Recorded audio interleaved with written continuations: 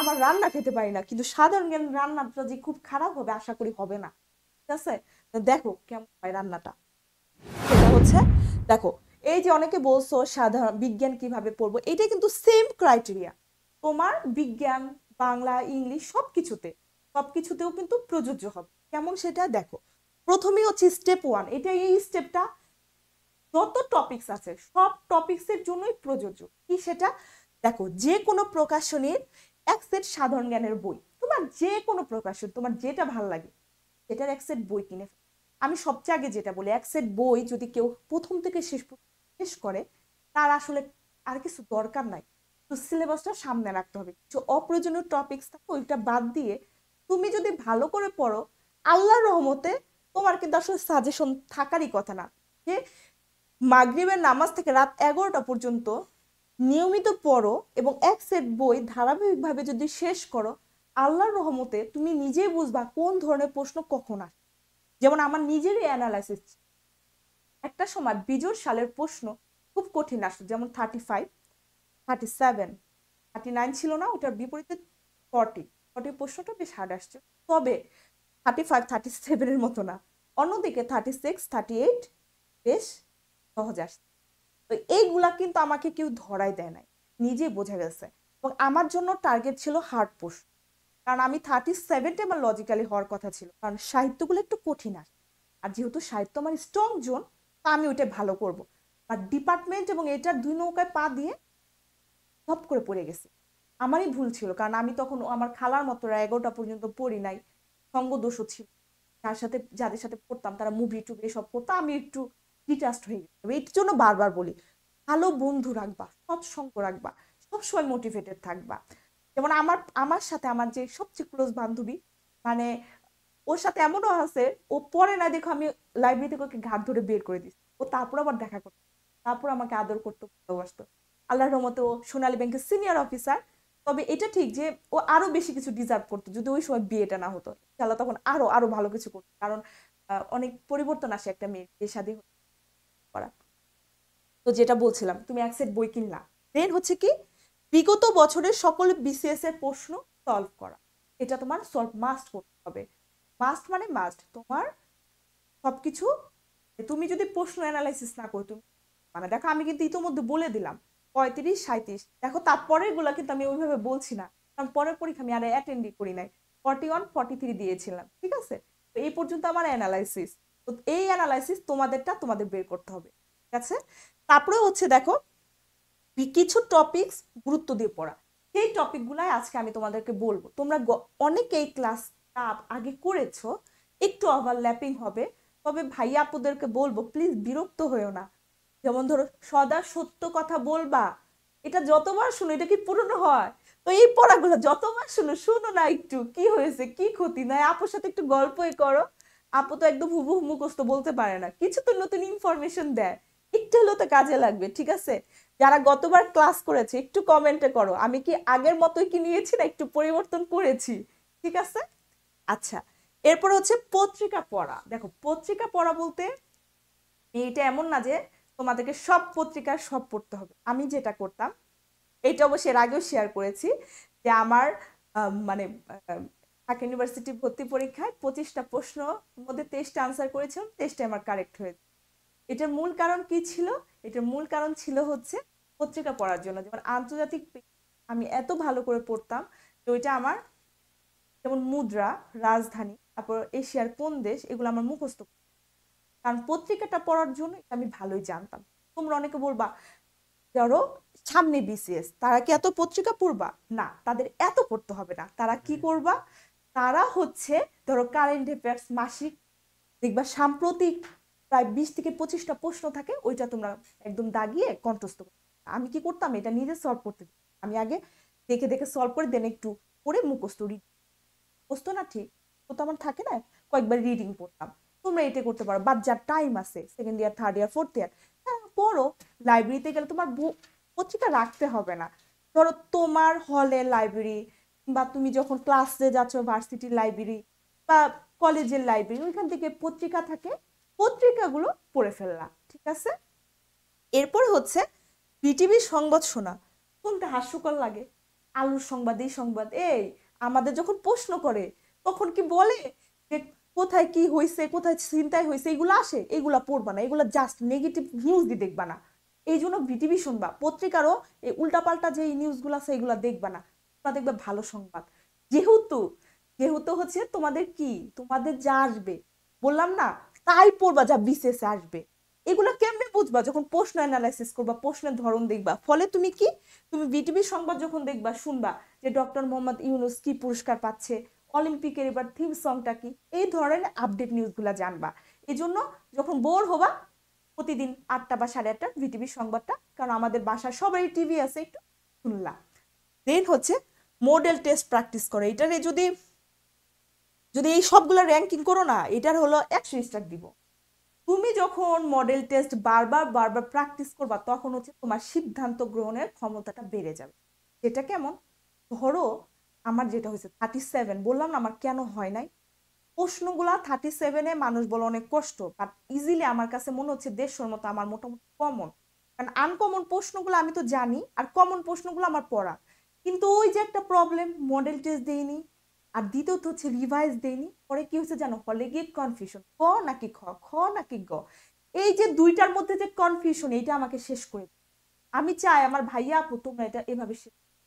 তাহলে তোমরা কি করবা, তোমাদের কাজ হচ্ছে বারবার মডেল টেস্ট দিই প্রতিদিন। যদি যারা ধরো একদম exam knocking at the door, knock করতেছে, তোমরা রোজ মডেল টেস্ট। আমি কি করছিলাম জানো, একটা তো প্রশ্ন ব্যাংক আমার সলভ করা, দাগানো দাগানো লিখা ঠিকা অনেক ব্যাখ্যা, আর একটা আমি ওই মডেল টেস্টের আরেকটা বই, ধরো প্রফেসর স্যার আমার একটা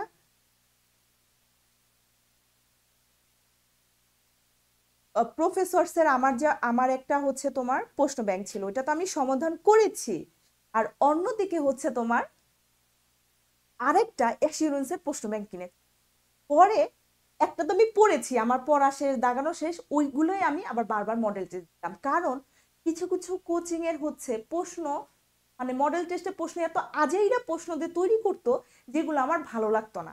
এই জন্য আমি কি করতাম, আমি আবার জব সলিউশনটাকেও আমার পরীক্ষার ক্ষেত্র, তোমার তো উত্তরগুলো আছে না, এমন আছে আমি কেচি দিয়ে কেটে রাখছি, পরে মিলিয়ে মার্ক করে করে নিজে আবার যোগ করতাম, কাউন্ট করা তো ঝামেলা, কয়টা ভুল হলো, এই ভুলটাকে আবার অর্ধেক কাউন্ট করে আবার বিয়োগ করা, এরকম করে বিয়ে করতাম।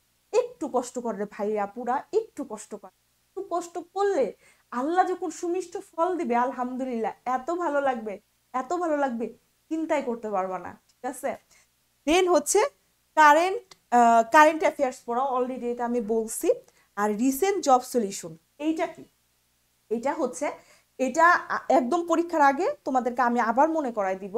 আমরা আমরা যখন মানে রেগুলার যখন পরীক্ষা দিতাম, প্রতি 6 মাস অন্তর অন্তর তোমার প্রফেসর একটা বই বের করতো, এই 6 মাসের যতগুলা পরীক্ষা হয়েছে না তার উপর। যেমন ধরো এই যে এখন ফেব্রুয়ারি মাসটা, ধরো জুলাই থেকে গত বছর, গত 24 সালের জুলাই থেকে ডিসেম্বর পর্যন্ত যতগুলো পরীক্ষা হয়েছে, ওরা কি করে আবার একটা প্রশ্ন ব্যাংক বের করে। ফলে ওইগুলার যে রিসেন্ট প্রশ্নগুলো আছে না, আমার অ্যানালাইসিসে দেখা ওইখান থেকে 36 অথবা 38-এর প্রায় মানে 10 থেকে 15টা প্রশ্ন এটা কমন পড়ছে। আমি দাগিয়ে দাগিয়ে এটা বের করছি, প্রশ্নগুলো মনে হয়েছে বিগত সালের কোনো পরীক্ষা আসে নাই, বাট ওই বছরে প্রায় 6 মাসে যে পরীক্ষাগুলো হয়েছে এর মধ্য থেকে ওই প্রশ্ন আসছে। তাহলে দেখো আমি তখন এই বইটাও পড়তাম, মানে কম কিন্তু এফোর্ট দেই নাই। হ্যাঁ, তাহলে ভাইয়া পুরা তোমরাও দিবা, বলো তোমরা কমিটেড থাকো, তোমরা দিবা, যে জানাচ্ছি একটু একটু বলো, একটু পড়বা, একটু না, তো মাগরিবের পর থেকে আল্লাহর নাম করে একদম 12টা পর্যন্ত পড়বা। মাঝখানে এক্সট্রা যে কাজ, খাওয়া দাওয়া, ঘুম, ওয়াশরুম যাই থাকুক, ঘুম না তো বাকিগুলা করবা, সাথে টানা পড়বা, একদম টানা একটা চ্যালেঞ্জ দাও, 6 মাসে একদম চ্যালেঞ্জ দাও, কুকুরের মতো পড়ো, মানে একদম ছোট লোক হয়ে যাও, নির্লজ্জের মতো পড়ো, বেহায়ার মতো পড়ো, বইয়ের সাথে সম্পর্ক তৈরি করে, ইনশাল্লাহ পারবা তোমরা। প্লিজ ভাই আপুরা শুরু করো, আল্লাহর নাম দিয়ে শুরু করো। দেন হচ্ছে দেখো প্রশ্ন বিশ্লেষণ, আমি এই প্রশ্নটা বিশ্লেষণ করেছি কি দিয়ে, এই প্রশ্নটা বিশ্লেষণ করেছি হচ্ছে তোমার রিসেন্টলি ঢাকা ইউনিভার্সিটি যে পরীক্ষা হয়েছে, সেই পরীক্ষাটা কি স্ট্যান্ডার্ড, বলবা আপু আমি দেবো বিসিএস, আমাকে কেন ঢাকা ইউনিভার্সিটি। মূলত ঢাকা ইউনিভার্সিটি প্রশ্ন ব্যাংকটা দেখো এবং বিসিএস এর প্রশ্ন ব্যাংকটা দেখো, দেখবা খুব একটা পার্থক্য পাবা না। দেখো প্রথম প্রশ্ন, শাহী বাঙ্গালা কোন সুলতানের উপাধি ছিল, এটা কিন্তু অলরেডি আসছে। এর প্রশ্ন। আবার তোমার এই প্রশ্ন, আবার কিছু প্রশ্ন আছে যেটা এখানে প্রথম আসছে, ঢাবিতে এরপরে দিচ্ছে, মানে ঢাবিতে প্রথম আসছে এরপর বিসিএস এ দিচ্ছে। এটার কারণ কি? কারণ ঢাকা ইউনিভার্সিটি তো অনেক শিক্ষক প্রশ্ন করে, তারা কি স্বাভাবিকভাবে তাদের তো ওই প্যাটার্নেরই প্রশ্ন করবে, তাই না? তবু তো এটা ইউনিভার্সিটি প্রশ্ন, আমাদের প্রশ্ন তো ম্যাক্সিমাম আসে 9-10 থেকে। অর্থাৎ তুমি আমি 9-10 সিলেবাসকে ভয় পাচ্ছি। কি থেকে ভয় পাচ্ছি? 9-10 সিলেবাসকে। তুমি যদি নিজেকে মানে প্রপার হিউম্যান বিং, প্রপার আসল হিউম্যান বিং মনে করো, তুমি তো এই এই এইসব তোমার জন্য ডাল ভাত। কিন্তু 9-10 প্রশ্ন একটা 23-24 বছরের টকবগি যুবক বা যুবতী এরা পারবে না, তারা পরীক্ষা দিতে পারবে না, তারা প্রস্তুতি নিতে পারবে না। আর এই চেয়ে তো মরে যাওয়া ভালো। কেন পারবো না? প্রশ্ন করো কেন পারবো না। কি সমস্যা? সমস্যা একটাই, শুধু টেবিলে বসি। ঠিক আছে? আচ্ছা, এরপরে দেখো আসছে বিখ্যাত ট্রয় নগরী কোন দেশে অবস্থিত। তারপরে প্রশ্ন আসছে মেসোপটেমীয় সভ্যতা। তারপর হচ্ছে হায়ারোগ্লিফিক কোন প্রাচীন সভ্যতার লিখন পদ্ধতি। তার মানে দেখছো সভ্যতা থেকে কিন্তু দুইটা, ট্রয় নগরী কেউ প্রাচীন, অত প্রাচীন বলাই তো যায় না, রানী হেলেনের টাইম তো প্রাচীন সভ্যতা থেকে দেখো কয়টা প্রশ্ন। এরপর আসছে 12 ভূঁইয়াদের মতে ঢাকা বিশ্ববিদ্যালয় এলাকায় কার সমাধি রয়েছে। তার মানে এই 5টা প্রশ্ন যদি তুমি অ্যানালাইসিস করো, বোঝাই যাচ্ছে এই পরিবর্তিত প্রেক্ষাপটে সাধারণ জ্ঞান কিভাবে পড়বা। তোমার প্রাচীন যুগ, জনপদ, সভ্যতা, বিশেষ করে প্রাচীন বাংলার বিভিন্ন শাসনামল, যেমন কুমিল্লা কোন জনপদের অন্তর্ভুক্ত, যে আমি ছন্দ মিলায় পড়লাম কুনোতট, কুমিল্লা নোয়াখালী সমতট, এরকম করে। ঠিক আছে? তার মানে তোমাদের এই প্রাচীন বাংলা মোটামুটি ভাবে বাংলাদেশ বলো আন্তর্জাতিক বলো, আন্তর্জাতিক হচ্ছে প্রাচীন সভ্যতা, আর বাংলাদেশে হচ্ছে তোমার যদি চিন্তা করো যে প্রাচীন আমলগুলো আছে, যে বঙ্গ, হরিকেল, তারপর হচ্ছে সমতট, এইগুলো আমরা পড়ি না, জনপদগুলা কেমন, এই চ্যাপ্টারগুলা ভীষণ ভীষণ গুরুত্বপূর্ণ। তাহলে তোমাদের কি করতে হবে? এই প্রাচীন যুগ, জনপদ, সভ্যতা একটু পড়তে হবে। এটা আমি বাদ দিতে বলতাম যদি অনেক কঠিন হইতো। তো একবার দুবার রিডিং পড়ো না, এবং আমার মতো লিঙ্ক করে পড়ো, তুমি যেইভাবে মনে রাখো। যেমন এই যে বললাম যে সমতট কুণ্যতট, তোমার যদি এইভাবে মুখস্থ না থাকে, তুমি যেভাবে হোক ওইভাবে মাথায় দিয়ে দিয়ে সেভ করে রাখো। যেমন ধরো তুরস্ক, এটা তোমরা বললা যে কই গেল ট্রয় নগরী, এটা হচ্ছে আমার লিঙ্ক করতে হয় না, কারণ ট্রয় নগরী নিয়ে আমি অনেক আগে ক্লাস 6-এ একটা বই পড়েছিলাম, ডক্টর লুৎফর রহমানের। তো এইগুলো আমার মুখস্থ করতে হয়। তোমার যদি মুখস্থ করতে হয় তুমি কি করবা? কয়েকবার রিডিং পড়ে লিঙ্ক করে করে পড়ে ফেললা, তারপর যদি না পারো শুধু বিগত সালে প্রশ্ন পড়ে ফেললা। তার মানে এইটা যদি পড়ি ধৈর্য রাখো, আমাদের কিন্তু মোটামুটি ভালো একটা মানে 1 বা 2 নাম্বার পাচ্ছি সাধারণ জ্ঞানে, ভালো একটা মার্কস। ওই মার্কস গুলো আয়ত্ত করতে হলে কিছু টপিক তোমাদের গুরুত্ব দিয়ে পড়তে হবে। তার মধ্যে কি আছে? প্রাচীন যুগ, জনপদ, সভ্যতা, প্রাচীন বাংলার বিভিন্ন শাসনামল। এরপর আছে হচ্ছে মধ্যযুগ। মধ্যযুগ কোনটা? ওই যে সুলতানি আমলগুলো, যে 12 ভূঁইয়া, এগুলো আসছে। আরেকটা জিনিস, বাংলা সাহিত্যে কিন্তু সুলতানি আমলের পৃষ্ঠপোষকতায় যে বাংলা সাহিত্যের অনুবাদ আছে না, এই যে পরাগুলি মহাভারত, তারপরে এই যে হচ্ছে তোমার রামায়ণ, এগুলোর অনুবাদ হয়েছে কিন্তু মুসলমান সুলতানদের পৃষ্ঠপোষকতায়। তো এগুলাও কিন্তু বেশ আসে। তাহলে তোমরা এগুলা একটু দেখবা, তার মানে মধ্যযুগ দেখবা, ইংরেজ শাসনামলটা দেখবা। এগুলা বেশ মানে এগুলো তোমরাও জানো, এগুলা জানো। আমি 6, 7, 8-এর যে সমাজবিজ্ঞান বইটা ছিল না, আমি ওই ছোটবেলায় ওইগুলো একটু ভালো করে একটু মোটামুটি পড়ছিলাম। ওই যে বললাম না যে ক্লাস 8-এর জন্য হলেও আমি ওই বইগুলো একটু জোগাড় করে, লিঙ্ক ছিল কিন্তু প্রথমে প্রথমে কিন্তু এলোমেলো করে পড়ায়নি, এ কিন্তু একদম তোমার প্রথম থেকে একটা ধারাবাহিক ভাবে আমাদের সময় এগুলো মানে সলভ মানে প্রশ্নগুলো একটা সর্টিং করে পড়াইতো। সিলেবাস একদম শেষ করে করে 6 to 9, 10 পর্যন্ত একটা ধারাবাহিক ভাবে। যেমন মৌর্য যুগ, গুপ্ত যুগ, পাল যুগ, এইভাবে। এমন না যে আগে ইংরেজ যুগ এরপরে পাল যুগ, এভাবে পড়ায় নাই। এরকম একটা সিকোয়েন্সে কিন্তু আমাদের শেষ, ওরকম সিকোয়েন্স হয়ে যায়। তোমাদের জন্য একটা টেকনিক, এগুলো যদি কঠিন লাগে, আমি এখনকার কথা জানি না, ছোটবেলার 5-6 সালের যে বাংলা বইগুলো আছে, দেখবো অনলাইন অনেক পিডিএফ আছে, ওইগুলার 6 to, বিশেষ করে আমি ধরো কত সালে 2005 সালে আমার ক্লাস 8, 4-7, তাই না? তার মানে হচ্ছে 4-এ যদি 7 হয়, 3-এ কি 6, তাহলে হচ্ছে তুমি 3, 4 বা 5 সাল পর্যন্ত সমাজবিজ্ঞান বইটা আছে, তাহলে ডাউনলোড করে নিবে। এরপর একবার একটু চোখ বুলাই রিডিং পড়ে যাও, দেখবে এত সহজ। তাহলে এটাও পড়তে পারো। এইগুলা যদি বেশি কঠিন মনে হয় তাহলে তোমার MP3 কিংবা ওরাকলের টপিক ধরে পড়ে ফেলো, জাস্ট 1-2 বার একটু পড়ো, আশা করি কঠিন লাগবে না। তার মানে এটা একটা গুরুত্বপূর্ণ ব্যাপার। তোমরা যে বলো সাধারণ জ্ঞান বা গভর্নমেন্ট চেঞ্জ হলে এখন সাধারণ জ্ঞান কি, দেখো সাধারণ জ্ঞানের জায়গায় আছে। তার একটা প্রমাণ কি দেখো, 1971 সালে মুক্তিযুদ্ধে বাংলাদেশের হচ্ছে তোমার নৌবাহিনী যে সেক্টরের অধীনে ছিল, তার মানে মুক্তিযুদ্ধের কি আবেদন হারাইছে? এই যে তোমরা বলো যে আপু এখন সাধারণ জ্ঞান কি পড়বে, সাধারণ জ্ঞান তো তাই আছে, হয়তোবা দুই একটা নেতার পরিবর্তন। তো সেই ক্ষেত্রে দেখো মুক্তিযুদ্ধ, ভাষা আন্দোলন, এইগুলো যদি পড়ো মাস্ট মাস্ট হচ্ছে কমন পড়বে। ও এখানে আরেকটা ব্যাপার আছে, তোমরা অনেকে বলো না রিটেনের প্রস্তুতি কিভাবে নিব, এটা তো বলাই হয় নাই। সেটা হচ্ছে রিটেনের প্রস্তুতি নেওয়ার জন্য রিটেনের আলাদা কোনো বই কিনতে হবে না। তাহলে কি করতে হবে, কি করতে হবে সেটা হচ্ছে যেই টপিকগুলো রিটেনে আছে আবার প্রিলিতেও আছে, সেইগুলো তোমাদের ডিটেলস পড়তে হবে। কেমন, এই দেখো আমি লিখে রাখছি। দেখো মুক্তিযুদ্ধ রিটেনে হচ্ছে তোমার 20 মার্ক, 40-এ আসলো 80 মার্ক, এই 80 মার্ক পরীক্ষা দিয়ে আসছি। 38-এ 55, 36-এ 50, 37-এ আবার 10। তার মানে এটা তোমার প্রিলিমিনারি তো আসবে, রিটেনও আসবে। তাহলে এটা তুমি মানে কি বলে আজাইরা পড়লে হবে বা ছ্যাপন্যাপ টাইপের পড়লে হবে, এটা ভালো করে পড়তে হবে, একদম ডিটেলস খুঁটিনাটি সব পড়তে হবে। তার মানে 47-এর দেশভঙ্গের পর থেকে একদম হচ্ছে তোমার 71-এর মুক্তি পর্যন্ত তোমরা ডিটেলস সব পড়বা। কারণ এইটা যদি তুমি ডিটেলস পড়ো মানে রিটেনেরও প্রস্তুতি গেল, কারণ রিটেনও এইটা 20 মার্কস আছে। তাহলে বুঝতে পারতেছো প্রিলি এবং রিটেনের প্রস্তুতি কিভাবে মানুষ একসাথে নেয়, একসাথে ওইভাবেই নেয়, দুটো টপিককে একসাথে মার্কস করে পড়া, অর্থাৎ যেটা প্রিলিমিনারিতেও আছে, ঠিক আছে।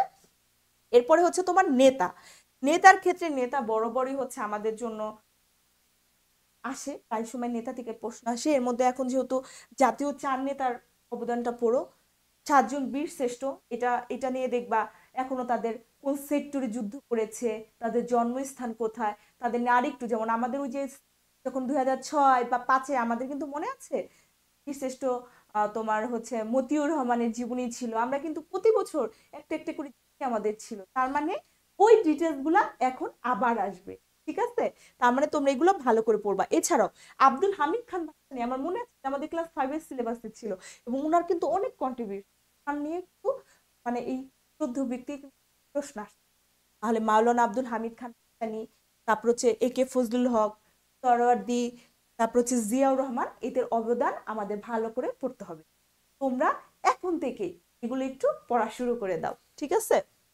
এরপর হচ্ছে সংবিধান। আচ্ছা সংবিধান হচ্ছে একটা দেশ পরিচালনার মা, এটা কেমন মাদার লই বলা হয়। তো এই মাকে না জানলে কি দেশ জানা যায়? সংবিধানে হচ্ছে তোমার দেখো রিটেনে 20 মার্ক, এর মধ্যে 36-এ 50 মার্ক আসছিল, ঠিক আছে। এখন হচ্ছে তোমাদের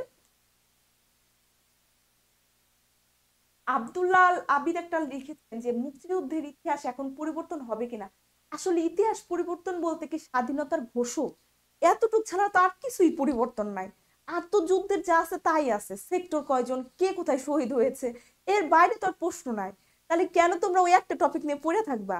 ধরো ওইটাও পরীক্ষা আসলো, আমি ওই 1 নাম্বার PSC ছেড়ে দিলাম, আমি 199-এর মধ্যে পরীক্ষা দিব, যেটা আমার মানে আমার কনফিউশনে থাকবে, আমার তো দরকার নাই। সুতরাং এইসব নিয়ে মাথায় কোনো প্রেশারই নিবা না, ঠিক আছে। মুক্তিযুদ্ধ তার আবেদন থাকবে, সেক্ষেত্রে আমাদের কি করতে হবে, সেই ক্ষেত্রে হচ্ছে আমাদের ওই যে দুই একটা যে বিতর্কিত প্রশ্ন আছে সেগুলোকে অ্যাভয়েড করতে হবে।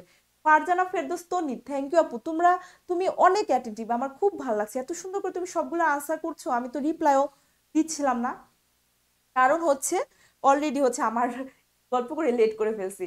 অনেক ধন্যবাদ। এই যে ফারজানা ফেরদৌস তন্নির কাছ থেকে তোমরা হচ্ছে একটু মোটিভেশন পেতে পারো। দেখো ও কিন্তু ঠিকই পড়াশোনার সাথে আছে, তোমরা এবার পড়াশোনার সাথে থাকো, আনসার করো, দেখবা নিজেরই ভালো লাগবে, অনেক কনফিডেন্স থাকবা, ঠিক আছে।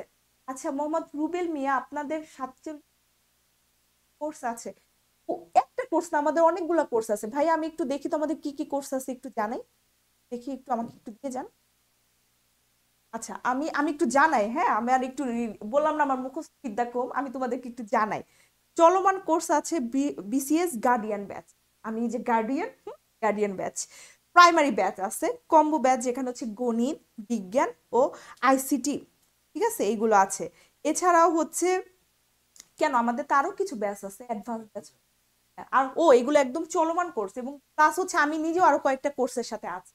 তো তোমাদের যদি এভাবে বলা ঠিক না, তোমরা যদি এরকম চাও কোর্সের সাথে, সেক্ষেত্রে হচ্ছে আমাদের টেক্সট করো, মেসেজ করো, আমাদের যারা মানে সুপারভিশনে আছে তোমাদের সাথে যোগাযোগ করো। ডালিয়া মাহমুদ কয়বার কম? ও আচ্ছা, 15তম সংশোধনী নিয়ে, আচ্ছা আচ্ছা, যেটা বলছিলাম সব সময় সংশোধনীতে, এবং দেখো প্রশ্নটা কি আসছে তোমার, তত্ত্বাবধায়ক সরকার। তত্ত্বাবধায়ক সরকার যেমন পূর্বের গভর্নমেন্টের জন্য কঠিন ছিল ওই সময় প্রশ্ন আসছে, আর এখন তো আছে। তো সংশোধনীগুলা, তত্ত্বাবধায়ক সরকার, তারপর হচ্ছে তোমার তফসিল, প্রস্তাবনা, মূলনীতি, এগুলো একদম আত্মস্থ করে রাখবা। 1 থেকে 47 ক পর্যন্ত মুখস্থ করে ফেলবা। কেমনে মুখস্থ? যেমন আমার মনে আছে, দেখো আমি দুই একটা একটু তোমাদেরকে বলি, আমি নিজেই লিঙ্ক করতাম, নিজে না ঠিক, এটা আমি একটা কোচিং এর স্যারের কাছ থেকেও শুনেছিলাম, এখনো মনে আছে, যে বলে এই যে ঢাকার জ্যাম ট্যাম এত কিছু পরিবর্তন করে আসছেন না, তার মানে কি ঢাকা কি একটা পচা শহর, পচা ঢাকা? তাহলে সংবিধানের কোথায় আছে? পাশে আছে। এরকম করে স্যার বলছিল। তো এরপর থেকে আমি 1 থেকে 47 পর্যন্ত এরকম নিজে একটা লিঙ্ক করেছিলাম। তোমরা যদি পারো এরকম নিজে একটা লিঙ্ক করে ফেলো, তারপর যদি তোমাদের মনে হয় যে সংবিধান 1 থেকে 47 পর্যন্ত আমি তোমাদের মুখস্থ করাই দিব, কমেন্টে একটু জানাই দাও, তাহলে আমি শুধু 1 থেকে 47 মুখস্থ করাবো। আর আমার পরামর্শ থাকবে, তোমরা পুরো সংবিধানটাই না, তোমরা পুরো সংবিধানটাই ভালো করে পড়ো। কেন থাকবে? সংবিধান এমন একটা মা, যে মাকে ছাড়া গতি নাই। এখনো আটকায়, জানো, টেবিলে সংবিধানের বইটা আছে। সামনে চাকরির স্থায়ী পরীক্ষা দিয়েছি, ওইখানেও সংবিধান। সামনে আবার তোমার প্রমোশন, সিনিয়র স্কেল পরীক্ষা, ওইখানেও সংবিধান। তারপরে এই অডিটে যাব, মাদার ল, সংবিধান, তা দিয়ে রেফারেন্সটা। সংবিধান থেকে তুমি এমনি মাপ পাবা না, যেহেতু মাপই পাবা না, এই আমার মতো বুড়া বয়সও পড়তে হয়, তাহলে এখান থেকে যে মার্কস আসে আমি কেন হাতছাড়া করব? তুমি যখন রিটেনে একটা প্রশ্ন লিখতে গেলে সংবিধান, যেমন প্রাণী বৈচিত্র্য নিয়ে একটা প্রশ্ন আসলো, সংবিধানের প্রাণীর আর্টিকেলটা দিয়ে দিলা, তো তোমাকে কেউ আটকাইতে পারবে? তার মানে সংবিধানটা বুঝে বুঝে, সংবিধানের আমাদের যে ক্লাসগুলো থাকে বুঝে বুঝে। আর তোমাদের যদি মনে হয় আমার মতো এরকম গল্পের সাথে একটু পড়তে চাও, তাহলে কমেন্টে লিখে দাও 1 থেকে 47 ক পর্যন্ত, এরকম লিঙ্ক করে আমি তোমাদেরকে পড়ায় দিয়ে যাবো। ঠিক আছে? কিন্তু কমেন্ট চাই, একটা দুইটা না, অনেকগুলা, 10 থেকে 15টার মতো কমেন্ট পেলে আমি নিব। ঠিক আছে? তাহলে একটু কমেন্ট করে দাও। এখন হচ্ছে এই যে তফসিল, মূলনীতি থেকে শুরু করে পারলে এই হোল সংবিধানটা একটু ভালো করে তোমরা একটু পড়বা। এটা তোমাদের লাগবে, এটা আসবেই, রিটেনেও আসবে, প্রিলিমিনারিতে আসবেই। সো এটা ভালো করে পড়বা, সংবিধান মার্কস তোমাদের পেতেই হবে। ঠিক আছে? দেন হচ্ছে তোমার বাংলাদেশের জনসংখ্যা ও ক্ষুদ্র নৃগোষ্ঠী থেকে প্রশ্ন আসছে। বাংলাদেশে কোন ক্ষুদ্র নৃগোষ্ঠী এটা ঢাবির প্রশ্ন আসছে। তো সেক্ষেত্রে হচ্ছে, যেহেতু এটা ঢাবিতে আসছে, এছাড়াও তুমি প্রশ্ন বিশ্লেষণ করে দেখো, কি দেখবা জানো? দেখবা প্রায় সময় ক্ষুদ্র নৃগোষ্ঠী থেকে প্রশ্ন আসে। তারপর হচ্ছে তোমার জনসংখ্যার অনুপাত, এটা সেটা অনেক কিছু নিয়ে প্রশ্ন আসে। তো ওইটা আমি আরেকটু পরে ব্যাখ্যা রেখেছি। এই ক্ষেত্রে হচ্ছে তোমরা কিভাবে পড়বা, দেখো 1 নম্বর হচ্ছে বাংলাদেশের ম্যাপ। আমার কি যে হয়েছে, মেমোরিতে থাকে, যে ক্লাসটা আমি চলে আসার পর মনে হয়েছে, সেটা হচ্ছে ম্যাপ। হ্যাঁ, আমি না একটা ম্যাপের বই কিনেছিলাম। আমি কি করতাম জানো, ওই বইটা এখন আমার অফিসে রেখে আসছি, আমার বাসায় নাই।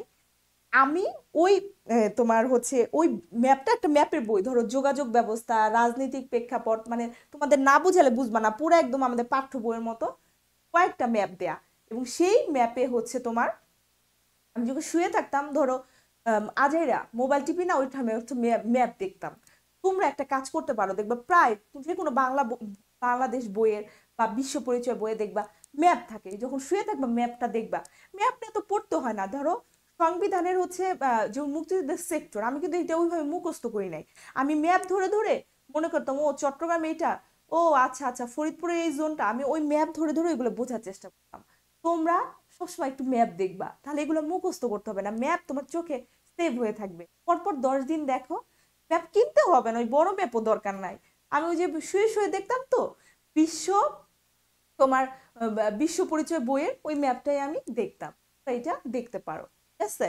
এরপর হচ্ছে আদমশুমারি। আদমশুমারি, এই যে এখন একটু মনে রাখো, যে কোনো পরীক্ষায় যাওয়ার আগে আদমশুমারি, অর্থনৈতিক সমীক্ষা, এবং হচ্ছে তোমার আরেকটা হচ্ছে কি, আরেকটা হচ্ছে কি, বাজেট। দেখো মাথায় আসতে, এই তিনটা জিনিস একবার একবার হলো রিভাইজ দিবা।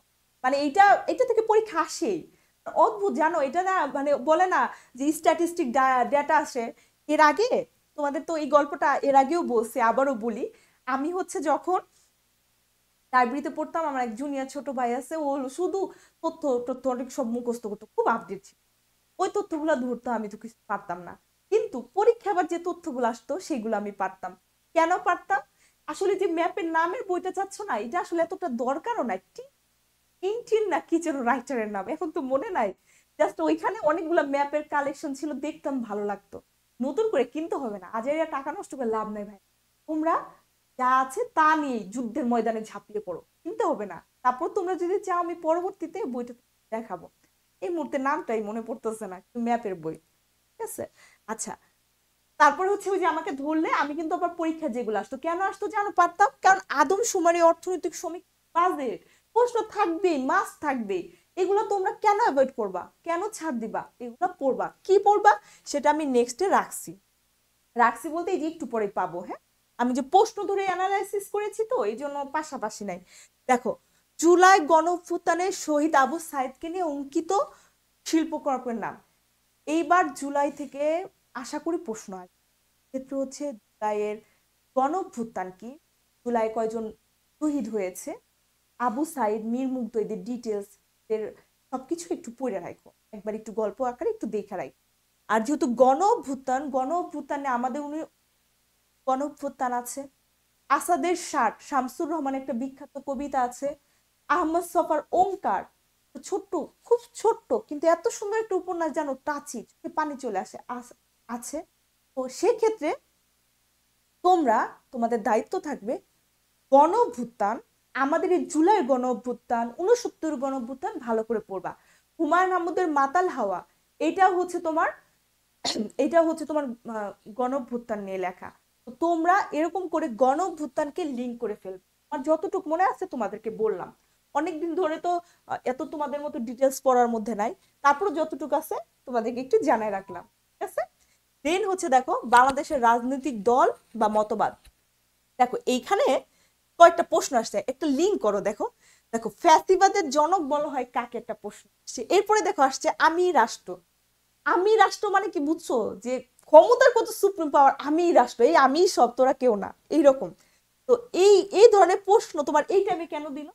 কারণ যেহেতু রিসেন্টলি একটা সরকার এবং যাদের একটা খেতাব দেওয়া হয়েছে ফ্যাসিস্ট, ফলে তোমাদের জন্য এই ধরনের ফ্যাসিস্ট কোড গুলো আছে, সাথে গণতন্ত্র কি, একনায়কতন্ত্র কি, ফ্যাসিবাদ কি, মুসলিনি, হিটলার, নাৎসিবাদ, এগুলো একটু জানতে হবে। এগুলো একটু ভালো করে জানতে হবে। মনে রাখো এখান থেকে কিন্তু একটা প্রশ্ন আসার অনেক সম্ভাবনা, অনেক সম্ভাবনা। কোথা থেকে এগুলো উৎপত্তি হলো, বা কবে থেকে আমাদের গণতন্ত্রের মৃত্যু ঘটলো, বা কবে থেকে নির্বাচন হচ্ছে না, এই মতবাদগুলো একটু ভালো করে জানতে হবে। আরেকটা বিষয় দেখো, নিচের কোনটি শূন্য তত্ত্বের অন্তর্ভুক্ত না? ডক্টর মোহাম্মদ ইউনূসের যতদূর জানি দুইটা থিওরি আছে, তার মধ্যে একটা থিওরি হচ্ছে এটা। সেই ক্ষেত্রে সেই ক্ষেত্রে হচ্ছে তোমাদের ডক্টর মোহাম্মদ ইউনূসকে তো অনেক পড়বা, তার কি কি থিওরি আছে সেইগুলা পড়বা, এবং ইন ডিটেলস তার ওই থিওরিগুলার আপডেট কি হচ্ছে। এই যে এটা এটা হচ্ছে তোমার 3-0 আসছে আহ অলিম্পিকের অলিম্পিকের একটা থিম থেকে। তো এইটা এইটা একটু ভালো করে, এবং ওই সময় পত্রিকায় আমি তো একটু ডেটা প্ল্যানিং এর অ্যানালাইসিসে ছিলাম, আমার মনে আছে ওই সময় হেডলাইনে আসছিল এই 3-0 তত্ত্বের, মানে 3টা 0, মানে তত্ত্বের যে মানে থিওরিটা এবং কি কি হবে এগুলা পুরাটা নিয়ে এখানে হচ্ছে লেখালেখি হয়েছে। এই ডিটেলস তোমরা একটু পড়বা, এবং বিশেষ করে ফ্যাসিবাদ এটা একটু ভালো করে জানবা। যে কথাগুলো বারবার আসতেছে সেই কথাগুলো আমাদের ভালো করে জানতে হবে। ঠিক আছে। দেন হচ্ছে নারী, নারী থাকবে। তুমি প্রথম দেখো বিশ্বের যা কিছু, প্রথম প্রথম নারী প্রধানমন্ত্রী, প্রথম নারী এভারেস্ট জয়ী, প্রথম বাংলাদেশের নারী কে আছে, এই ধরনের যা যা আছে নারী সব পড়বা। দেখো এটা আবার রিটেনের প্রশ্ন, নারী নিয়ে প্রশ্ন। রিটেনে 5 মার্কস, কিন্তু 41 আসছিল 30 মার্ক। তার মানে নারী পড়লে কিন্তু তোমার লস নেই। মানে ওভারঅল নারী নিয়ে পড়লে তুমি রিটেনের প্রস্তুতি নিচ্ছ, তুমি প্রিলিমিনারির প্রস্তুতি। ঠিক আছে। তার মানে নারী, দেখো প্রশ্নটা কি আসছিল, মুসলিম বিশ্বের প্রথম নারী প্রধানমন্ত্রী কে ছিল, এটা এখন আসছে, এর আগেও আসছে। তারপরে দেখো বাংলাদেশের বর্তমান অন্তর্বর্তীকালীন সরকারের উপদেষ্টা পরিষদের নারী সদস্য সংখ্যা কতজন, এবং নারী সদস্য সংখ্যা কতজন এটা তো পড়বাই, সাথে হচ্ছে ওই নারী যে সদস্যজন আছে এগুলো হচ্ছে তাদের ডিটেলস একটু পড়বা, ঠিক আছে। বিশেষ করে রেজওয়ানা হাসান যিনি, যেহেতু একজন পরিবেশবাদী, উনার সবকিছু খুঁটিনাটি একটু জেনে রাখবা, ঠিক আছে। দেন হচ্ছে তোমার বাংলাদেশ এবং বিশ্বের যা কিছু প্রথম, বৃহত্তম, ক্ষুদ্রতম, দীর্ঘতম, প্রশস্ততম, কততম, যত যা আছে এইগুলো একটু পড়ে ফেলবা। এগুলা দেখছো আমি কিন্তু প্রশ্ন রাখি নাই, তোমাদের দেখাচ্ছি, আমি বললাম না আমি হচ্ছে বউ আছি, আমার কাজ কি হুল ফোটানো, আমি সক্রেটিসের উত্তরসূরি। তারা সক্রেটিস কি করতে, এই দাঁড়াও, এইটা কি বলতো, এই সেই নানা প্রশ্ন করতো, আমার কাজ কি, যে তোমাকে দাঁড়াও একটা করে ঠোকর দিচ্ছি, ফুল ফুটাচ্ছি, আর তুমি কি করবা, পড়বা, তোমার কাজ হচ্ছে পড়া, এই মৌমাছি ফুল ফোটাচ্ছে আর তুমি কি করবা, পড়বা, ঠিক আছে, এগুলা পড়ে ফেলবা। দেন হচ্ছে তোমার দেশ, দেখো দেশের মধ্যে বড় বড় মাথায় রাখবা এশিয়ানভুক্ত যে দেশগুলো, এছাড়াও তোমার আমেরিকা একটা ভাইটাল, আর আমেরিকার সাথে এখন আমাদের সম্পর্কের একটা বাকবদল হচ্ছে, অন্যরকম একটা পরিস্থিতি হচ্ছে, আরো সুসম্পর্কের দিকে যাচ্ছে। অন্যদিকে ইন্ডিয়া আমাদের প্রতিবেশী, এর সাথে পাকিস্তানের সাথেও কিন্তু নতুন করে আবার কূটনৈতিক ডেভেলপ হচ্ছে। তো পাকিস্তান, ভারত, পাকিস্তান বললেও শুধু আমাদের একদম সার্কভুক্ত যতগুলো দেশ আছে এবং সার্ক, এগুলো একটু ভালো করে পড়বা। কেন, কারণ এইগুলো এখন তোমার গুরুত্বপূর্ণ। দেখছো আমি লিখছি, দেখো যুক্তরাষ্ট্রের গ্র্যান্ড ওল্ড পার্টি নামে পরিচিত কোন দল, অলরেডি আসছে, আবার কোন দেশ one belt one road initiative, এটা তো বিসিএসেরই প্রশ্ন। তো স্বাভাবিকভাবে আমেরিকা, ভারত, চীন, মিয়ানমার, এশিয়ার দেশ, এগুলো। আবার দেখো সম্প্রতি কোন দেশের প্রেসিডেন্ট সংসদে অভিশংসিত হয়েছে, এই নিউজটা আমি গতকালও দেখলাম, যে দক্ষিণ কোরিয়ার ওই নিউজটা চলে আসছে। তার মানে কি বুঝাচ্ছে, তোমাদের এটাই বুঝাচ্ছে যে কি আমাদের আশেপাশে এশিয়ার দেশ থেকে শুরু করে যে কোনো ঘটনা কোনো রাষ্ট্রপ্রধানের সাথে জানতে হবে। তোমরা আমেরিকা, ভারত, পাকিস্তান, ভুটান, নেপাল, শ্রীলঙ্কা, মিয়ানমার একটু ভালো করে জানবা, দেশগুলা নিয়ে একটু আপডেট থাকবে, ঠিক আছে। তারপরে হচ্ছে খেলাধুলা থেকে আসছি, অলিম্পিকের পতাকার 5টি চক্র প্রতিনিধিত্ব করে কি, তার মানে এখন অলিম্পিক, ফুটবল, ক্রিকেট, এগুলার থিম সং কি, কি কি আছে, এগুলা সবকিছু তোমাদের একটু জেনে রাখতে হবে। কততম ম্যাচ হচ্ছে, কোথায় ভেন্যু, খুব বেশি কিন্তু না, নোট করলে এক পৃষ্ঠায় শেষ। তার মানে এগুলো একটু আপডেট জানা রাখলা। এরপরে আছে হচ্ছে তোমার ব্লু ইকোনমি, ব্লু তো বুঝোই, নীল বিজ্ঞান, সমুদ্র, এটা নিয়ে অবশ্য রিটেনের প্রশ্ন আসে। আবার নীল সমুদ্রের সাথে কি এসডিজির একটা সম্পর্ক আছে, এমডিজি যেহেতু শেষ, ঠিক আছে, তাহলে এই ক্ষেত্রে হচ্ছে তোমরা এসডিজিটা একটু ভালো করে পড়বা, এসডিজি দেখবা, ঠিক আছে। এরপর হচ্ছে জাতিসংঘ, সার্ক এবং অন্যান্য, আবার কি জাতিসংঘ বরাবর ইম্পর্টেন্ট, জাতিসংঘের সব মা বা পরিচিতি সব পড়বা। জাতিসংঘের সাথে কিন্তু বিশ্বযুদ্ধের একটা ভূমিকা আছে, তোমরা দুই বিশ্বযুদ্ধ এটা আমি সামনে লিখছি, ওইগুলো ভালো করে জানবা। এছাড়াও বিভিন্ন যে জোট আছে, SAARC, ASEAN, NATO, OIC, IMF বা বিভিন্ন জোটের সদর দপ্তর গুলা জেনে রাখবা। দেখবা কিছু সদর দপ্তর, কিছু জায়গার কিছু সদর দপ্তর বারবার আসে, তখন কি করবা, ধর হেড কোয়ার্টার্স এর নাম লিখে কোন আছে এগুলো আমি একটা নোট করে ফেলবা, অর্থাৎ এইগুলা তুমি তোমার মতো করে সহজ হইতে পড়বা।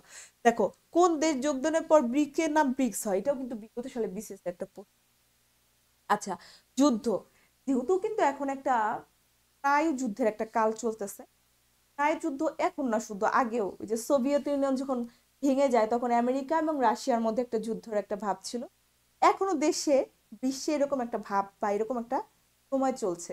এই জন্য যুদ্ধ যখন পড়বা, প্রথম বিশ্বযুদ্ধ, দ্বিতীয় বিশ্বযুদ্ধ, স্নায়ু যুদ্ধ এবং বর্তমানে যে যুদ্ধগুলো আছে এগুলো ভালো করে জানবা। বিশেষ করে ফিলিস্তিন, রাশিয়া এবং সিরিয়ার যুদ্ধগুলো তোমাদের মাথায় রাখতে হবে। দেখো অলরেডি প্রশ্ন আসছে, রুশ ইউক্রেনের যুদ্ধে রাশিয়াকে সমর্থন করেননি কে বা কোন দল, তাহলে সেক্ষেত্রে হচ্ছে যুদ্ধ আমাদের ভালো করে জানতে হবে, যুদ্ধগুলো কি করবা, ভালো করে পড়বা।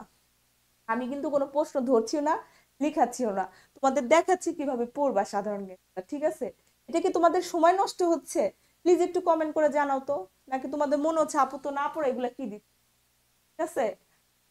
আচ্ছা, বাজেট, এই যে দেখো বললা না বাজেট নিয়ে পড়বা, দেখো বাজেটে কি পড়বা, এই যে তোমার জুলাইতে তো বাজেট ঘোষণা হবে, যদি জুলাইয়ের আগে তোমার পরীক্ষা হয়, ঠিক আছে, ধরো জুলাইয়ের আগে তোমার পরীক্ষা, তখন কি করবা, গত বছরের বাজেটটা দেখে যাবা।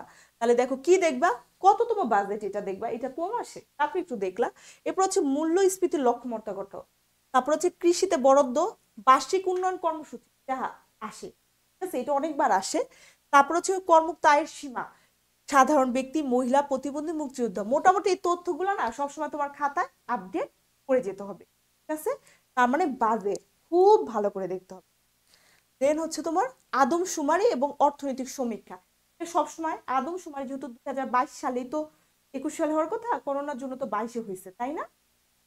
এখন 22 সালের এই যে তোমার আদমশুমারি রিপোর্ট না, এটা একদম মুখস্থ করে ফেলো, এখান থেকে কোনো না কোনো সময় প্রশ্ন পাবা, কি পাবা দেখো, মুখস্থ করবা, মোট জনসংখ্যা, জনসংখ্যা বৃদ্ধির হার, জনসংখ্যার ঘনত্ব, নারী পুরুষ অনুপাত, শিশু মৃত্যুর হার, গড় আয়ু, মাথা পিছু আয়, জিডিপিতে প্রবৃদ্ধির হার, মোট শ্রমশক্তি, সাক্ষরতার হার, চরম দারিদ্রতা হার এবং দারিদ্রতা হার, এবং দারিদ্র নিয়ে পড়বা, দারিদ্র এবং দারিদ্রতার হার, মানে এগুলা কেন গুরুত্বপূর্ণ, যেহেতু doctor Mohammad Yunus micro credit নিয়ে কাজ করে, দেখো তোমাদের এটা আমি রাখছি, পরে যা দেখবা, যেহেতু তোমার দারিদ্রতা হার যখন তখন চলে আসতে পারে, আর এছাড়াও এটা আসবেই, তোমাদের এখন কি করতে হবে, এইগুলো একটু ভালো করে পড়তে হবে, এই তথ্যগুলো সবসময় রাখবা। আর অর্থনৈতিক সমীক্ষা তো এটাও তো তোমার আপডেট হয় প্রতি বছরে, যে জুলাইয়ের পরে যে আপডেটটা আসবে, তখন হচ্ছে তোমরা ওই আপডেটগুলো রাখবা, অর্থাৎ আদমশুমারি, অর্থনৈতিক সমীক্ষা, বাজেট, এটাই হচ্ছে তোমার মেন স্ট্যাটিস্টিক।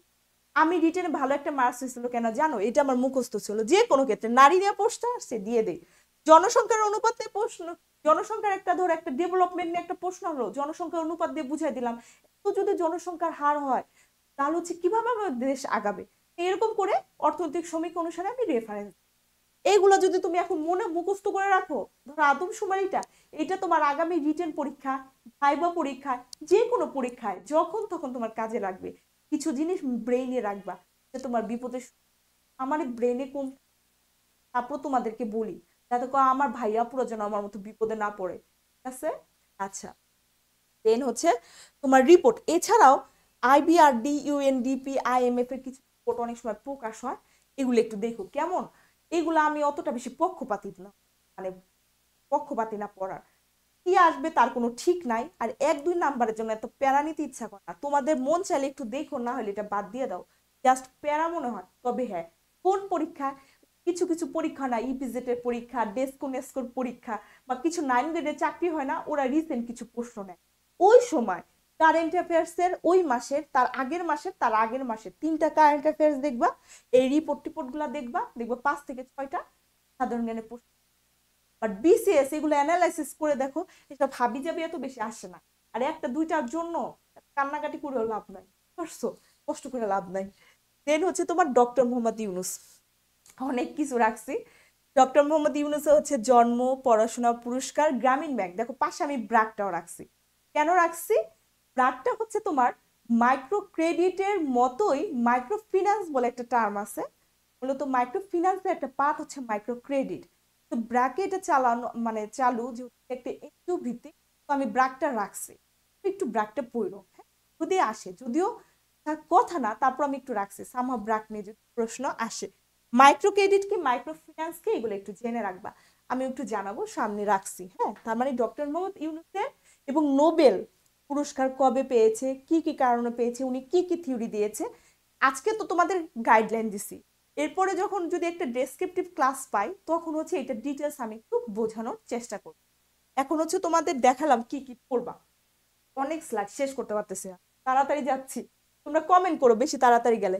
ও আচ্ছা, আমি একটু রাখছি, দেখো মাইক্রো ক্রেডিট কেন রাখছি জানো, এটা একটা ইন্টারেস্টিং বিষয়, ডক্টর মোহাম্মদ ইউনূস মাইক্রো ক্রেডিটের সময় ব্যাখ্যা করেছে এই ডেমোটা দিয়ে, আমি জানি না তোমরা ভালো বুঝতে পারতেছো না, তারপর দেখো, আমরা গরিব কেন গরিব জানো, আমাদের লো ইনকাম, লো ইনকাম দেখে লো সেভ করি, অল্প সেভ করি, অল্প সেভ করি দেখে আমরা কি করি, তোমার অল্প হচ্ছে ইনভেস্ট করি, আর যেহেতু অল্প ইনভেস্ট করি, তার জন্য আমাদের প্রোডাকশন অল্প হয়, ফলে আমাদের ইনকামও কমে যায়, এটাকে বলা হয় দারিদ্র্যের দুষ্চক্র, সাইকেল অফ পভার্টি। এই দারিদ্র দুষ্টচক্র থেকে উনি মানে উত্তরণের একটা উপায় দিল, যেহেতু এই যে লো সেভিংস না, এখানে ডক্টর মোহাম্মদ ইউনূস মাইক্রো ক্রেডিটটা কি করলো, মানে কি ইনজেকশন অফ মাইক্রো ক্রেডিট। এগুলো একটু কেন বলতেছি, সামহাও তোমরা ডক্টর মোহাম্মদের 30 মানে 03 যে সরি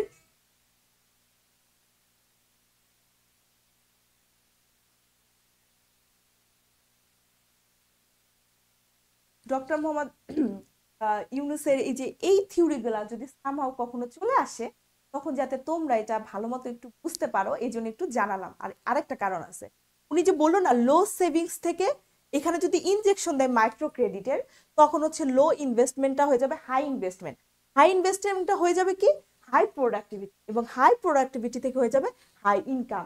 অর্থাৎ একটু টাকা যদি ইনজেক্ট করা হয়, ঠিক এইটা না তোমাদের জন্য প্রযোজ্য। দেখো তোমাদের হচ্ছে লো ইনভেস্টমেন্ট কিসে, তোমার হচ্ছে পড়াশোনার ক্ষেত্রে, আবার ফলে কি হয় লো প্রোডাক্টিভিটি, অল্প ফল পাও, অল্প ফল থেকে কি হয়, ফলে তোমরা কি অল্প চাকরি পাওয়ার সম্ভাবনা থাকে। তাহলে তোমাদের কি ইনজেকশন অফ কি দরকার, মোটিভেশন দরকার, ইনজেকশন অফ হুল ফোটানো দরকার। আমি সেই ইনভেস্ট করতে আসছি, তোমাদের এই যে হুল ফোটাই দিয়ে গেলাম, ঠিক আছে। এরপর তোমরা কি করো, আজকেই লো ইনভেস্টমেন্টের মধ্যে যায় কি হয়ে যাবে হাই ইনভেস্টমেন্ট, কিসের পড়াশোনার, তখন তোমাদের কি হাই প্রোডাক্টিভিটি হয়ে যাবে, হাই প্রোডাক্টিভিটিতে কি হবে হাই ইনকামের দিকে যাবা, মানে দামি চাকরি হবে, ঠিক আছে। এই জন্য আসছি তোমাদেরকে ইনজেকশন দিতে। দেন হচ্ছে তোমার এই যে আমি একটা টপিক রাখছি ইংলিশ, এগুলো নিয়ে আসছি, আসলে আমি একটা রিসার্চ করেছিলাম এই মাইক্রো ক্রেডিটের উপর, ওইখান থেকে স্লাইড নিয়ে আসছি। এটা হচ্ছে মাইক্রো ক্রেডিট এবং মাইক্রো ফিন্যান্স নিয়ে বলছিলাম না। মাইক্রো ফিন্যান্সটা কি জানো, মাইক্রো ফিন্যান্সটা হচ্ছে তোমার, এখানে মনে হয় বোঝাও যাচ্ছে না, মাইক্রো ফিন্যান্সটা হচ্ছে তোমার অনেক কিছু মিলায় হচ্ছে একটা মাইক্রো ফিন্যান্স। যেমন মাইক্রো ফিন্যান্স হইতে পারে তোমার একটা বীমা হইতে পারে, বা কোনো কিছু ধরো ধরো গরু কিনে দেওয়া হইতে পারে, অথবা টাকা লোন দেওয়া হতে পারে, বা অনেকগুলা প্রোগ্রাম মিলে হইতে পারে। মাইক্রো ক্রেডিট হচ্ছে শুধুমাত্র ক্ষুদ্র ঋণ, মানে মাইক্রো ফিন্যান্সের একটা ছোট্ট অংশ হচ্ছে তোমার মাইক্রো ক্রেডিট। এইটা এই হচ্ছে মোটামুটি একটু কনসেপ্ট। আর রাখলাম না, অনেক দেরি হয়ে যাচ্ছে। আচ্ছা, তোমাদের জন্য দুইটা বইয়ের পরিচিতি রাখছি, আসলে আমার সময়ও কম, তোমাদের অনেক সময় নিয়ে ফেলছি, তাড়াতাড়ি যাচ্ছি। একটা হচ্ছে তোমার ইকিগাই। ইকিগাই নামটা শুনলে কেমন যেন একটু লাগতেছে না, আসলে একটু একটু জার্মান জাপানি শব্দ। এই বইটা হচ্ছে তোমার দেখো খুব মানে একটা মানে একটা কনসেপ্ট, যেটা হচ্ছে বেঁচে থাকার প্রেরণা খুঁজে দেয়। তাই হচ্ছে তুমি ওই কাজগুলো করা যা তুমি ভালোবাসো। যে আমার আমার ডিরেক্টর স্যারের গল্প বললাম, আমার কলিগ মুন্নির গল্প বললাম না, ওরা কাজ করে ভালোবাসা দিয়ে। তুমি যদি তোমার কাজটাকে ভালোবাসা নিয়ে আসতে পারো না, তাহলে হচ্ছে তোমাকে কেউ আটকাইতে পারবে না। এখন বলবো আপু ভালো না লাগলে, দেখো ভালো লাগাটা জানো একটা আপেক্ষিক, একটা জিনিস নিয়ে বারবার বারবার পজিটিভ চিন্তা করো, দেখবে আল্লাহর রহমতে তোমার ভালো কাজ আসবে। কিভাবে, দেখো তোমার কাজটাকে সবসময় উপভোগ করবা, তুমি পড়াটাকে বোঝাই, ঠিক আছে। মনে করতেছো যে জানে এই যে তোমাদের সাথে আমি শেয়ার করছি ধরো এই বইগুলা, এ থেকে আমার কোনো লাভ আছে, কিন্তু দেখো জানতেছে একটা আনন্দ দিচ্ছে না, ভিতরে একটা আনন্দে উদ্বেলিত হয়ে যাচ্ছি না, ভালো লাগছে না, ঠিক আছে। তাহলে তোমাদেরও ভালো লাগবে। তো পড়াশোনার মধ্যে ভালো লাগা ভালোবাসা তৈরি করো, ইকিগাই খুঁজে ফেরো, ঠিক আছে। সাদামাটা একটা জীবন, সাদামাটা একটা জীবন চালু করো, ঠিক আছে। এরপর হচ্ছে তোমার সক্রিয় থাকো। সক্রিয় থাকা মানে কি, যেমন ধরো আমি তো বাসায় এসে এখন রেস্ট নিতে পারতাম, বাসায় এসে ধরো আমি টিভি দেখতে পারতাম, ইউটিউবে ভিডিও দেখতে পারতাম, তা না করে তোমাদের কাছে আসছি। তোমরা বলবো আপু আপনি তো টাকার লোভে আসছেন, জানো টাকার লোভের চাইতে বড় কি লোভ জানো, এটা হচ্ছে তোমাদের সাথে এইগুলো নিয়ে কথা বলা, এটা আমাকে ভীষণ টানে। যে তোমাদের একটু বলতেছি তোমরা টেক্সট বলো, এই যে অনেকে বলতেছে লিখ কিনবো পড়বো, এই যে এগুলো বলা মানে কি জানো, এই যে তোমাদের ভিতর একটু জ্ঞান চর্চা ছড়াই দিলাম, এটা আমার আনন্দ, এটা আমার ইকিগাই, পড়াইতে আমার ভালো লাগে। তোমরাও তোমার লাইফের ইকিগাই খুঁজে নিতে হবে। এরপর হচ্ছে স্বাস্থ্যকর খাবার খেতে হবে, সম্পর্ক তৈরি করুন। এই সম্পর্ক মানে বয়ফ্রেন্ড গার্লফ্রেন্ড না, তোমার মা বাবার সাথে একটা হেলদি সম্পর্ক করো, তোমার বন্ধু বান্ধবের সাথে স্মাইলিং ফেস কথা বলো। স্বাস্থ্যকর খাবার এটা খুব গুরুত্ব, ভেজিটেবলস ওরিয়েন্টেড, যখন ঠিক মতো এক্সারসাইজ করবা, ঠিক মতো ভালো খাবার খাবা, মনটাও দেখবা ভালো চনমনে হয়ে যাবে, পড়াশোনার এনার্জি চলে আসবে। যারা বাড়ির ভাত খাচ্ছ, বাড়ির খাবার খেয়ে পড়ছো, তারা চেষ্টা করবা মা বাবা যে হেলদি খাবার দিচ্ছে সেই হেলদি খাবারগুলো সুন্দর করে খেয়ে সুন্দর একটা লাইফ লিড করার। এই হচ্ছে ইকিগাই। এটা হচ্ছে তোমার মোটামুটি বেশ ভালো একটা বই। আমি যে কিনতে বলছি বিষয়টা এরকম না, তোমাদের জন্য এখন একটা বই কেনা খুব কঠিন। তোমরা চাইলে নেটেও সার্চ দিয়ে পারো। তোমরা চাইলে হচ্ছে মানে ধরো ফ্রি টাইম বললাম না, একটা টাইমে তো মোবাইল দেখতে বলছি, মাগরিবের পর মানে আগ দিয়ে, মানে আসর এবং মাগরিবের মধ্যবর্তী ওই সময় সার্চ দিও ইকিগাই বইয়ের ধরো অডিও শুনতে পারো। বই কেনার এখন আসলে একটা বই কেনাও তো এখন একটু কঠিন অনেক সময়। ওই সময়টা হচ্ছে কি করতে হয় যে অন্য নানা বই কিনতে হয়। আরো কি আছে, আজকের জন্য বাঁচুন, কৃতজ্ঞ থাকুন, সে কখনো পাবেন না। আজকের দিনটা এই যে এটা না, ওই যে একটা লোক বুঝছো সুইসাইড করতে যাবে, সুইসাইড করবে, সে হচ্ছে বিষ কিনছে, মানে একটা ফার্মাসি থেকে কিনতে গেছে, এরপরে ধরো তোমার হাসপাতালে গেছে, হাসপাতালে যাওয়ার পর মানে বিষটা খায় নাই, অন্য একটা কাজে হাসপাতালে গেছে, বিষটা নিয়ে বাসায় গিয়ে খাবে। তো এমন সময় সে ধরো বসে আছে একটা ডাক্তারের চেম্বারে, সাথে হচ্ছে একটা ছেলের অপারেশন হয়েছে, যে ছেলেটা বিষ খাবে ওই অন্ধ ছেলেটার আত্মীয়, সে প্রস্তুতি নিয়ে রাখছে বাসায় গিয়ে বিষ খাবে, এত হতাশা, ব্যবসায় মার খেয়েছে, বউ হলো ফেলায় রেখে চলে গেছে, ছেলে নাকি উল্টাপাল্টা কাজ করছে, এতগুলা কাহিনী যে লোকটা হতাশ হইলো, সুইসাইড করবে। তার আগে অন্ধ ছেলেটা যেহেতু আজকে চোখ খুলবে তাকে দেখ, অন্ধ ছেলেটা চোখটা খুলে ধরো মিটমিট করে তাকায়, দেখে সামনে ডাক্তার হাত ধুচ্ছে, তারপর হচ্ছে তোমার সাবান এরকম করে ধরতে না বাবল হচ্ছে, ওই যে সাবান দিলে ফেনা হয় না, ফেনা দেখে ওই ছেলেটা হাউমাউ করে ওর মাকে জড়ায় ধরছে। মা দুনিয়া এত সুন্দর মা, মা এগুলা কি বলছে যে সাবানের ফেনা, বলে মা সাবানের ফেনা এত সুন্দর, মা সাবানের ফেনা এত সুন্দর, মানে ও তো প্রথম চোখ খুলে দেখে বাবল, তোমার লাইট পড়তেছে একটু, কিন্তু তোমার অনেকটা রেইনবো রেইনবো সেই পাশে, ওই যে ওর ভেতরে যে আকুলতা দেখো, আমরা তো চোখ দিয়ে দেখতেছি, আমরা ভালো আছি তাই বুঝি না কষ্ট কি বেদনা কি, এগুলো আমরা বুঝি না, তাই না, এগুলো তো আমাদের বোধে আসে না। তো যে অন্ধ সে জানে, ওইটা দেখার পরে ওই লোক বাসায় নদীতে হচ্ছে বিষ ফেলে দিয়ে বাসায় এসে ধরো সে তো খ্রিস্টান, যে ওরা তো সিজদা দেয়, ওরা তো ওদের মতো করে উপাসনা করে, সিজদায় নেমে মানে হাউমাউ করে কেঁদে বলতেছে আল্লাহ, মানে তুমি আমাকে হেদায়েত দিছো এই জন্য অনেক শুকরিয়া ঈশ্বর, মানে গড তোমাকে এই কৃতজ্ঞতা আমি কিভাবে প্রকাশ করব। এরপরে সে স্রষ্টার কাছে এত কান্না করে এবং এত তওবা করে যে তার নিয়ামতটাকে সে ভুলে যাচ্ছে বলে। আমরা এরকম ওই বাবুল, ছোট্ট বাবুলটা আমাদের চোখে পড়ে না, সুন্দর পলাশ ফুল আমাদের চোখে পড়ে না, ভালো কথা আমাদের চোখে পড়ে না, আমরা পৃথিবীর সৌন্দর্য দেখতে দেখতে চোখ অন্ধ হয়ে গেছে। একটাবার নাক বন্ধ করো, অক্সিজেন না পেলে যে বেদনা তখন বুঝবা যে দুনিয়াতে এত নির্মম না, আল্লাহ অনেক কিছু দিচ্ছে। সবসময় কৃতজ্ঞ থাকবা, প্রতিদিন ভালোভাবে বাঁচার চেষ্টা করবা। মনে করো আজকের দিনটাই তোমার বেস্ট ভার্সন, তুমি বেস্ট ইনপুট দিবা, বেটার আউটপুট আগামীকাল পাবা। ঠিক আছে, আজকে নিয়ত করো, আজকেই কমিটমেন্ট করো আপু, আমি সন্ধ্যা থেকে রাত 12টা পর্যন্ত টেবিলে বসে থাকবো, এটাই তোমাদের কমিটমেন্ট আমার জন্য। ঠিক আছে, দেন হচ্ছে তোমার আরেকটা বই কাইজেন, কাইজেনটা আরেকটা বই, এটা হচ্ছে মূলত আমি তোমাদের জন্য একটু নেট থেকে নিছি, কারণ লেখা টাইপ করা আমার জন্য একটু জটিলতা, আমার স্পিডটা একটু কম, ওই যে বললাম না দুনিয়ায় যা ফাঁকি দিই সেটাই গলায় ফাঁস হয়, ওই সময় স্পিডটা একটু বাড়ালে একটু ভালো।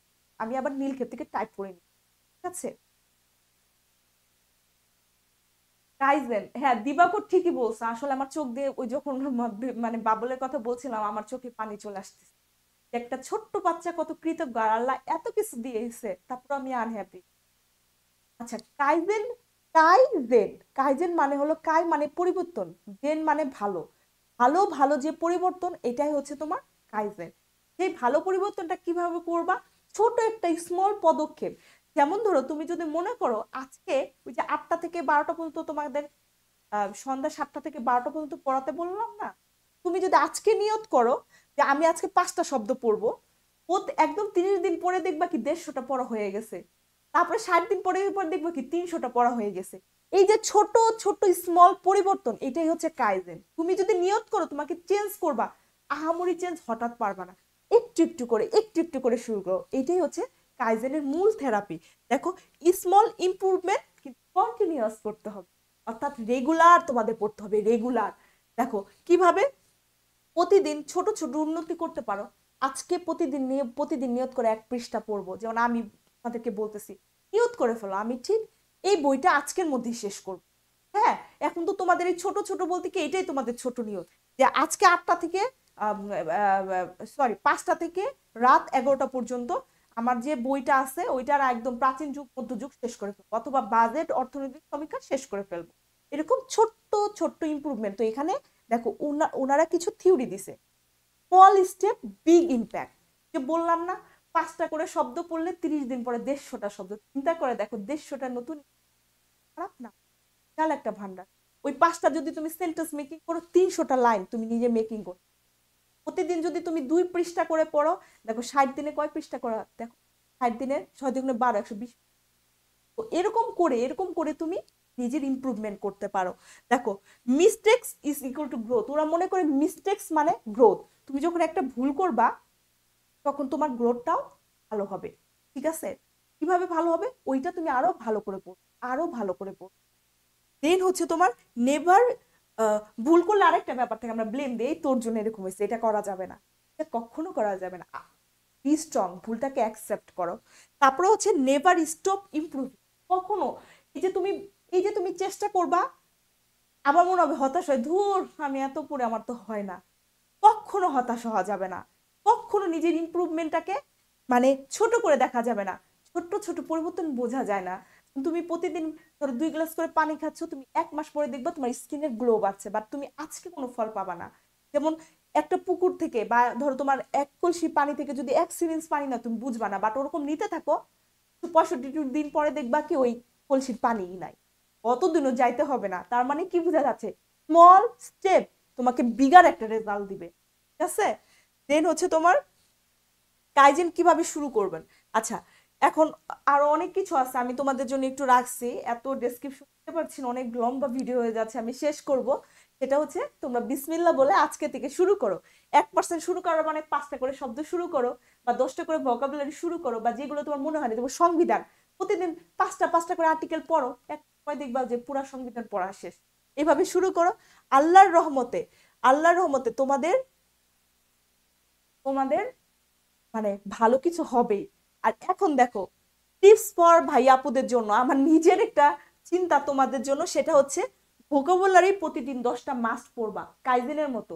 প্রতিদিন 10টা অঙ্ক করবা। তুমি এমনি 10 চ্যাপ্টার অঙ্ক করো, আমার আপত্তি নাই, কিন্তু প্রতিদিন 10টা ওষুধের মতো করবা। কেমন করে করবা?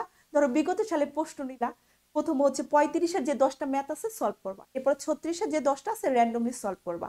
ঠিক তেমনই প্রতিদিন 10টা ভোকাবুলারি। দেন হচ্ছে আল্লাহর শুকরিয়া আদায়।